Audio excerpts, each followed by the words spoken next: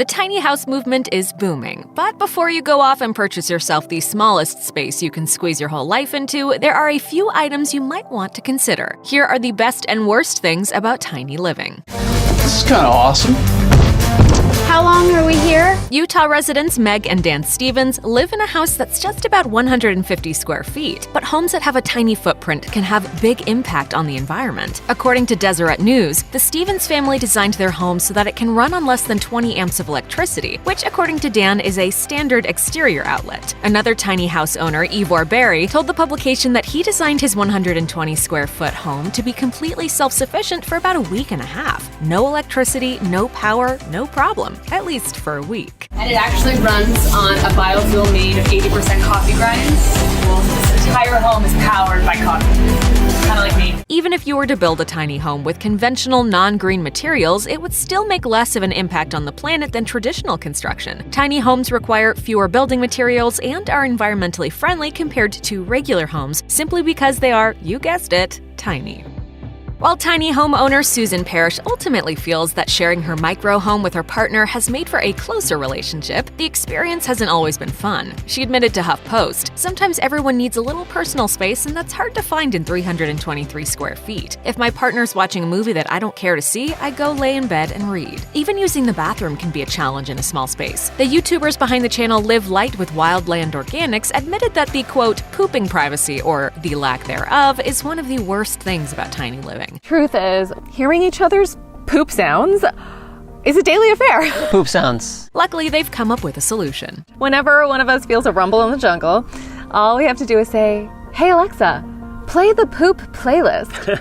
In an interview with Tiny House Crafters, Justin Gibbs revealed the reason why he and his partner Danielle chose to embrace the tiny house movement, citing strides towards financial freedom with an understanding of fiscal responsibility. These elements blended with a desire for more independence in how we choose to live. But the couple aren't the only ones who have realized the financial freedom that comes with living small. Just 6 months after moving into her 250 square foot tiny home, Alexa Noda recognized how much money she was saving, telling Travel Well, "When comparing rent and utilities in our previous rental home to the equivalent expenses in a tiny house, we cut our costs more than in half." She also revealed that most additional expenses will be paid off in less than 3 years. Compare that to your traditional 30-year mortgage, and tiny house living is much easier on the wallet. Tiny can definitely accommodate a simpler life, a much more curated life, where you actually have more freedom, more wealth, more money to do whatever you want to do. Think about your future. If you plan to have children or think that you'll be caring for your parents someday, you might scour listings for homes with more bedrooms than you currently need. But tiny houses aren't exactly known for having extra space. Jenna Spezard revealed on her site, "As I evolve in my life and start to think about having children, I just don't think I could do it in my current tiny house. In a regular foundation home, you could potentially expand. My house is limited by the size of my trailer." While she admitted that she knows other tiny house dwellers who have children, she recognizes that those families specifically designed their homes for that purpose.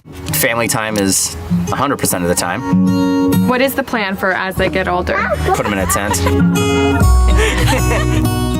Hate cleaning your entire home? What if you were to shrink your house to, say, 250 square feet? Alexa Noda explained, "It takes us about 20 to 30 minutes to organize, fold, and put away laundry, sweep and do dishes, compared to 2 or so hours to complete the same tasks in our previous homes." And Susan Parrish revealed to HuffPost, "Cleaning the house takes minutes, and that makes more time for our adventures." But not all chores are such a breeze. Mobile tiny houses are designed to be used without tying into a waste management system, per AOL, and many tiny home owners rely on composting toilets. Since there's no sewer or septic system to whisk the contents away, homeowners are tasked with doing it themselves. Alan Johnson told Travel Well, "Emptying the toilet is of course not something I look forward to doing. You have to deal with a lot of in life, and sometimes it's actual."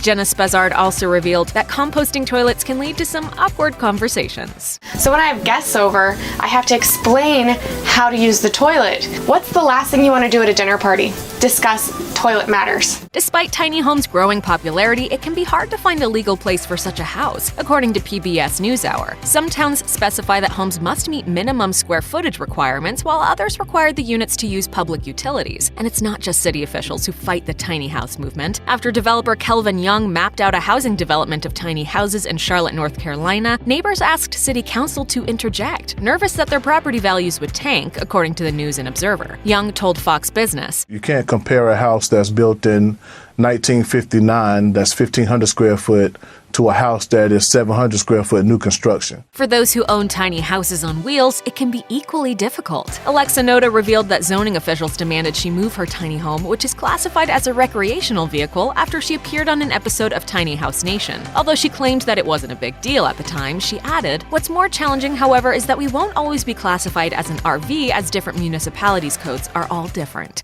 When people are thinking about going tiny, they really need to think about what's important to them, what they have to offer to the world, and what the world has to offer to them. Check out one of our newest videos right here. Plus, even more list videos about your favorite stuff are coming soon. Subscribe to our YouTube channel and hit the bell so you don't miss a single one.